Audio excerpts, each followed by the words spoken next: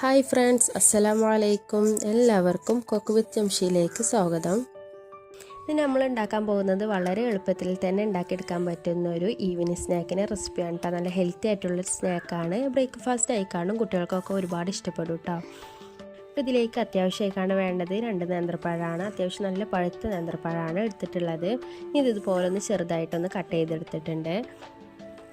ഇത് നമുക്ക് മിക്സിൻ്റെ ജാറിലിട്ടതിന് ശേഷം നല്ലോണം സ്മൂത്താക്കി ഒന്ന് അടിച്ചെടുക്കാം കേട്ടോ. പഴം അത്യാവശ്യം മധുരം ഉണ്ടെന്നുണ്ടെങ്കിൽ മധുരം ചേർക്കേണ്ട ആവശ്യമൊന്നുമില്ല. ഞാനിവിടെ ഒരു 1/4 കപ്പ് പഞ്ചസാരയും കൂടി ചേർത്ത് കൊടുക്കുന്നുണ്ട്. നല്ലോണം സ്മൂത്തായി ഒന്ന് അടിച്ചെടുക്കാൻ അല്പം വെള്ളം കൂടി ചേർത്ത് കൊടുക്കാം കേട്ടോ. ഈ രീതിയിൽ കട്ടകളൊന്നും ഇല്ലാതെ നല്ല സ്മൂത്തായി ഒന്ന് അടിച്ചെടുത്തിട്ടുണ്ട്. ഇനി അതവിടെ മാറ്റി വെച്ചതിന് ശേഷം ഒരു ബൗൾ എടുത്തിട്ടുണ്ട്. ആ ബൗളിലേക്ക് 1/2 കപ്പ് ഗോതമ്പ് പൊടി ചേർത്ത് കൊടുക്കുന്നത്. അതിനുശേഷം 1/4 കപ്പ് മൈദപ്പൊടിയും 1/4 കപ്പ് റവയും കൂടിയും ചേർത്ത് കൊടുക്കുന്നുണ്ട്. റവ ഏത് വേണമെങ്കിലും എടുക്കാവുന്നതാണ് കേട്ടോ.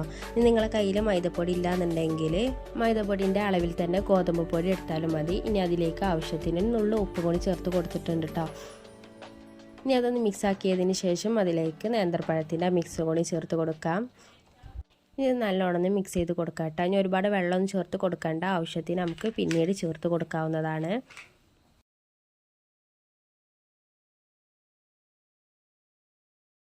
നമ്മൾ ബാറ്റർ ഈ രീതിയിലാട്ടോ വന്നിട്ടുള്ളത്. ഇനി ഇതിലേക്ക് ചൂടുവെള്ളമാണ് ചേർത്ത് കൊടുക്കുന്നത്. അത് ആവശ്യത്തിനനുസരിച്ചാണ് നമ്മൾ ചേർത്ത് കൊടുക്കേണ്ടത് കേട്ടോ. ഞാനിവിടെ 1 കപ്പ് വെള്ളം എടുത്തിട്ടുണ്ട്. അത് കുറച്ച് വേണം ഇതിലേക്ക് ചേർത്ത് കൊടുക്കാൻ കേട്ടോ. ഉഴുന്ന് ദോശയൊക്കെ ഉണ്ടാക്കുന്ന ആ ഒരു ബാറ്ററിൻ്റെ രീതിയിൽ വേണം ഇതൊന്ന് ആക്കിയെടുക്കാൻ. കണ്ടില്ലേ, ഈ ഒരു രീതിയിൽ വേണം കേട്ടോ. ഇനി ഇതൊരു 10 മിനിറ്റ് നേരം ഒന്ന് അടച്ചിട്ട് റെസ്റ്റ് ചെയ്യാൻ വെക്കണം.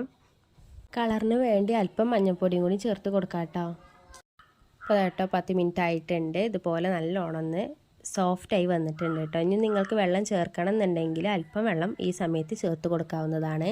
ഇനി ഇതിലേക്ക് ചേർക്കുന്നത് ഏലക്കായ പൊടിയാണ് കേട്ടോ. അത് വേണമെന്നുണ്ടെങ്കിൽ ചേർത്ത് കൊടുത്താൽ മതി. നിങ്ങൾക്ക് അതിൻ്റെ ഒരു ഫ്ലേവറൊക്കെ ഇഷ്ടമാകുകയാണെന്നുണ്ടെങ്കിൽ ചേർത്ത് കൊടുക്കാം. അല്ലാന്നുണ്ടെങ്കിൽ നല്ല ജീരകത്തിൻ്റെ പൊടി ഉണ്ടെങ്കിൽ അത് ചേർത്ത് കൊടുത്താലും മതി. നല്ലോണം മിക്സ് ആക്കി എടുത്തിട്ടുണ്ട്. ഇനി ഇതിലേക്ക് വേണമെന്നുണ്ടെങ്കിൽ 1 ടേബിൾ സ്പൂൺ നെയ്യും കൂടി ആഡ് ചെയ്ത് കൊടുക്കാം കേട്ടോ. ഇനി ഓരോ ദോശകളായി ചുട്ടെടുക്കാം. അതിന് ഞാനിവിടെ ഒരു പാൻ എടുത്തിട്ടുണ്ട്. പാൻ നല്ല ചൂടായി വന്നതിന് ശേഷം അതിലേക്ക് ഒരു തവി ഒന്ന് ഒഴിച്ച് കൊടുത്തിട്ടുണ്ട്. ഈ ഒരു ബാറ്റർ പതിയെ വേണം കേട്ടോ അതൊന്ന് മിക്സാക്കി എടുക്കാൻ. ഇതുപോലെ ഒന്ന് ജസ്റ്റ് ഒന്ന് പരത്തി കൊടുത്താൽ മാത്രം മതി. ഇനി കുറച്ച് നേരം ഒന്ന് അടച്ചിട്ട് കാണുന്ന വേവിച്ചെടുക്കാം കേട്ടോ.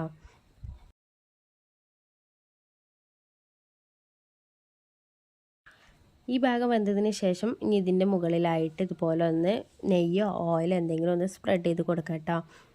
എന്നിട്ട് ആ ഭാഗം കൂടി പെട്ടെന്ന് തന്നെ ഒന്ന് വേവിച്ചെടുക്കാം.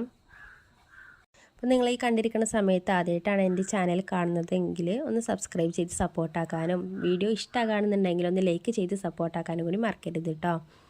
റെസിപ്പി എല്ലാവരും മറക്കാതെ വീട്ടിൽ ട്രൈ ചെയ്ത് നോക്കണം. കുട്ടികൾക്കൊക്കെ ഒരുപാട് ഇഷ്ടപ്പെടും. എന്നിട്ട് ഫീഡ്ബാക്ക് നമ്മളെ കമൻറ്റ് ബോക്സിൽ അറിയിക്കാനും മറക്കരുത്. അപ്പോൾ അങ്ങനെ ഓരോ ദോശകളായിട്ട് ചുട്ടെടുത്തിട്ടുണ്ട്. നല്ല ഹെൽത്തി ആയിട്ടുള്ള വളരെ എളുപ്പത്തിൽ തന്നെ നമുക്ക് ഉണ്ടാക്കിയെടുക്കാൻ പറ്റുന്ന ഒരു അടിപൊളി ബ്രേക്ക്ഫാസ്റ്റ് ആണ് കേട്ടോ. അപ്പോൾ എല്ലാവരും മസ്റ്റായിട്ടും വീട്ടിൽ ഇതുപോലെ ട്രൈ ചെയ്ത് നോക്കാം. നാളെ ഇൻഷാ അല്ലാഹ് മറ്റൊരു വീഡിയോ ആയിട്ട് വരാം. ബൈ. അസ്സലാമു അലൈക്കും.